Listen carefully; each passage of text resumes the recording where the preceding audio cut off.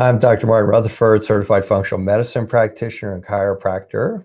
Dr. Randall Gates, board-certified chiropractic neurologist, also a chiropractor. And we're going to do keys to success number 120.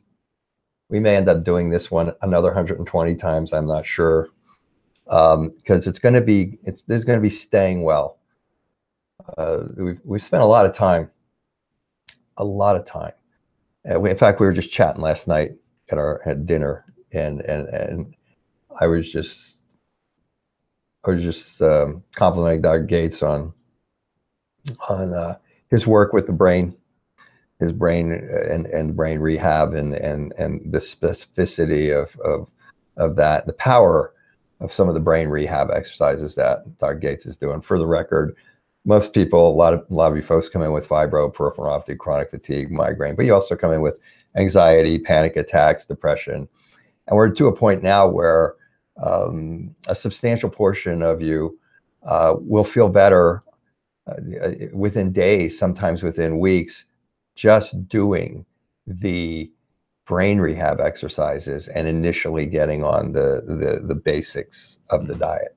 That's pretty powerful. That's before you're starting to take a lot of supplements, and then there's a certain percentage that need to take supplements, and then there are a certain percentage that are more difficult. But but we've gone to great lengths to make these exercises as simple as possible. My exercise, one of my brain rehab exercises, I know this is a podcast, okay, but I'm doing my brain rehab exercise, my thumb in front of my eyes, and I turn my head to the left and I keep my eyes on. It's very simple.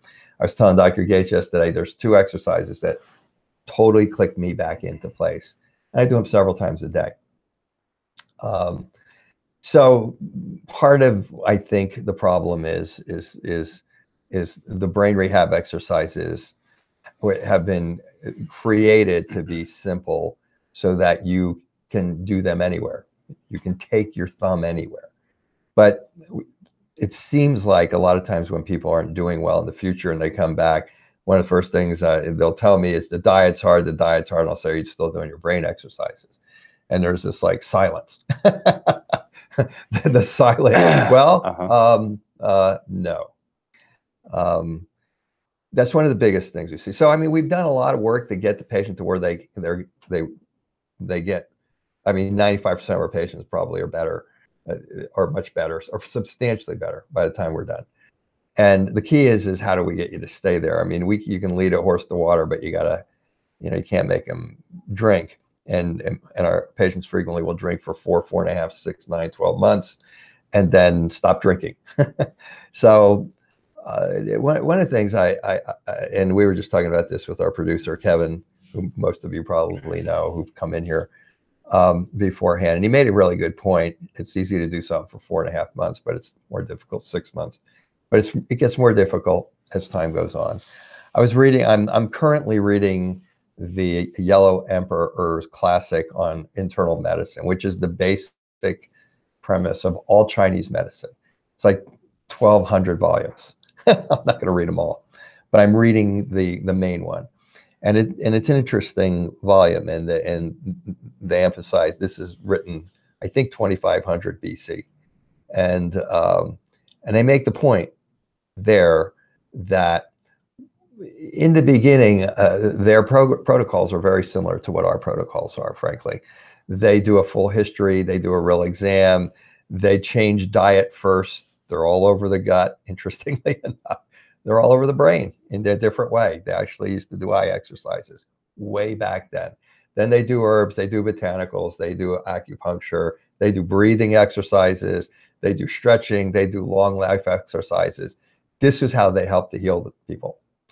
And their position was, you can get the person doing that, but it takes up to, in their observations, takes up to 7 years for all of your physiology to change, to start to sync, to be normal. Now, even in the beginning, I will tell people when I'm doing the report, I'll say, you could get better for up to a couple of years after you're done out of here.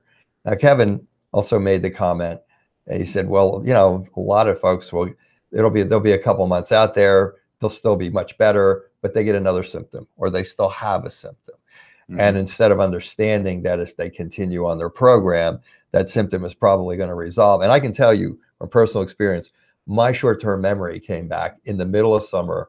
I started using words I hadn't used in years out of nowhere about 5 years after I started doing all of the work that I did on my brain to get the way that I got.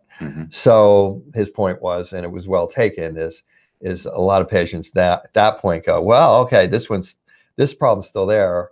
So maybe I'll look online and see if there's an herb for that, or this doctor says they specialize in that, or so, and that can go into a whole nother direction, and that can create a whole nother set of issues. And in the beginning, when I do the consults, I'll usually let people know if you have a problem in the future. Dr. Gates usually has your problem so pretty well understood at that point in time. And I'm doing a lot of talking today, I know, but this is something I hear all the time. So Dr. Gates usually has by the time you've done the history, the exam, by the time you've done the protocol, the logarithm to get you where you are, and you have the specific supplements and the specific diet, the breathing exercises. If something happens in the future, it's going to be a stress. It's going to be maybe a new food sensitivity. Maybe it's going to be a new viral infection. Usually Dr. Gates is going to be able to help you to direct you pretty easily, pretty quickly, instead of going off into a million different directions. There's nothing that's going to stop life from going on afterwards. But there is a discipline involved, and it does take quite some time for your physiology to sync. In other words, for all these systems to just think of how long it took for your systems to collapse. For me, my problem started when I was like 5 weeks old. And I had a gut surgery. And in retrospect, now I had 5 weeks old, I had a gut surgery. And then when I was young, I lived in a stressful environment, had a bad gut my whole young life, ended up with ulcers when I was a teenager, mono at 21, that lasted for 14 months.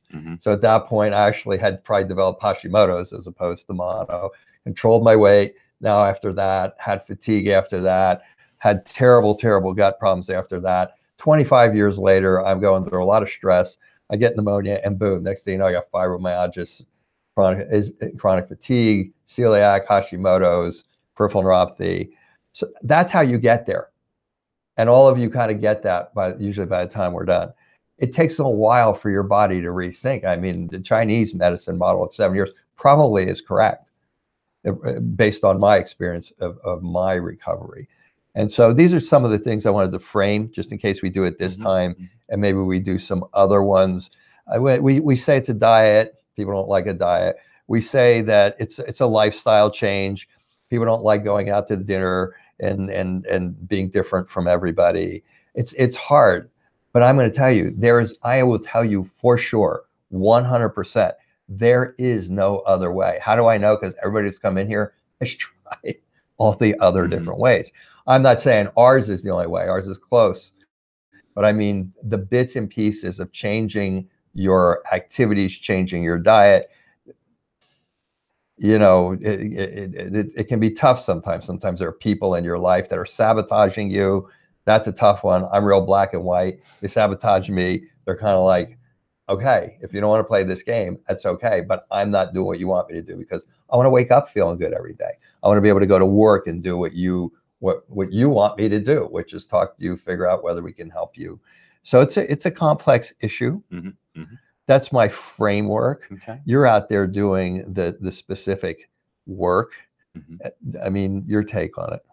My take would be that I largely agree. The analogy I've been using with patients lately that I've talked to you about is, you know, it takes a lot of work to get a jumbo jet 36,000 feet in the air, which is the analogy of our program. Why would you start jerking on the controls when you're at 36,000 feet, which is what people do when they leave the program? And I get it. And it's because we're so just used to our old patterns. Our patterns being, you know, you go out to eat, you feel guilty because you can't eat it. So you start eating stuff, you don't feel horribly bad. So you have a little bit more. I mean, it's just like a drug addict. That's really what it's like.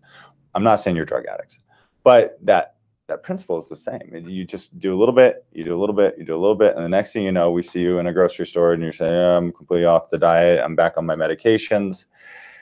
And that's the analogy. And you have to realize a lot of you, and it's common out there for people to think just food. just brain exercises? Yeah. And there's no just in that, because we have patients who are getting basically fixed from the worst neurological and autoimmune conditions on the planet, flying in from all over the planet to get fixed with this model. And then because it seems so simplistic, then people stop doing it. And that's kind of the, as Dr. Rutherford would say, the human mind. And so that's what you're up against. You just have to keep following the basics. The other analogy would be, you know, you go to the gym for 6 months and you look great, and then you stop working out, you're not going to look great anymore. And that's also a common human behavior. So we're really battling a lot of human behaviors in this program. It's not saying that because you ate the wrong things, that's why you're here, because lots of times you unknowingly were doing things that you didn't know that were damaging your immune system or affecting your blood sugar negatively or changing the bacterial population in your gut. You did not know that. But by the same token, now you know. And so if you know, you need to kind of follow your plan. Otherwise, you're going to feel like crap. And, you know, you have to own up to that. I'm not trying to place all the onus on that. But when we see patient after patient falling off the program, you know, it's concerning, and it pangs us, because we want you to stay better. And we're always scratching our heads. Okay, what are we missing? What are we missing? What are we missing? And there's this fundamental aspect of human psychology when it comes to food that we're completely battling. Hey, you drive down the street and yeah, you're being marketed to 24/7. Yeah, every like 500 feet, there's something that says eat this and do that. And we have McDonald's and Burger King within 500 feet of here. So every night when I walk out, I smell that. So that's my plea to you, so to speak. Yeah, I think right now we're going to work on like the concept of, it does take a long time for your body to resync, and maybe work a lot. We do have a Facebook group for those of you who may have forgotten that or don't utilize it. It's a great group. They're there to help each other. They do help each other. They get a lot of positive feedback. It's like people go at Alcoholics Anonymous to stop drinking, and a lot of people have to go forever because it's a hard thing, because that was their whole social life. And it seems food is kind of in a similar vein relative to the alcohol. You know, that's where you socialize. That's where you get your pleasure from, and it's a tough one to break. But believe me, I think people are starting to embrace that it's the food, and but then they're confused because of all the different diets. You go through the program, that's cleaned up for you. You know, Dr. Yates uses he says 6 or 7 diets. I think he uses like 10 diets or something like that. But however many he uses, he gets it down to where you are. You figure out your food sensitivities, and that's it. And that's it. And it's like you wouldn't take drugs, right, from somebody, and then like from your doctor. I'm shooting, right? like a heroin addict. That's how I look at drugs, right? But you wouldn't take certain drugs. You wouldn't take blood pressure drugs and then blood sugar drugs and all that, and then just on your own go out and say, you know, my blood sugar is not that down. Let me go over on the streets and find somebody here who's going to give me something else. But that's what you're doing when you change your diet. It really is that significant, and it's hard for people because they eat the food and they don't drop dead immediately. So maybe they don't realize that sniffle is from this, or that or they forget that the brain fog is coming from that. But we're just trying to come up with some understanding of how we can help you to stay better once you're done, because that's really what we want for you. We want you to get the tools and use the tools to stay better. So if you have any suggestions on this as to how we can proceed, we're totally open. We're going to redo some of our educational programs here for the people who are going through the program, to see if we can get them to better understand these things. But, you know, I hate to point to this, but I'm kind of living proof that this stuff works. I have multiple autoimmune problems. I do what I'm supposed to do. And the vast majority of times I'm in here working morning till night. I'm talking, I'm doing my job. And trust me, 80% of you do not have as many things going through as I had. So, I mean, I'm just saying, and you got to keep it simple, and it does have its drawbacks. And you're sitting there with a bunch of people who are eating a bunch of really delicious stuff, and you're not. I get that. But you really got to want to just feel better more than you want to, you know, be part of that gang, or have that piece of food, or or any of those things that you run into. So it's a difficult topic. Help us to maybe help us to understand better how to help you by giving us suggestions as to maybe things we could incorporate in if it's logistically possible for us to do so. I would certainly appreciate that, because I want to see you feel as good as I feel. That's what I want. Okay. All right. Thanks for watching.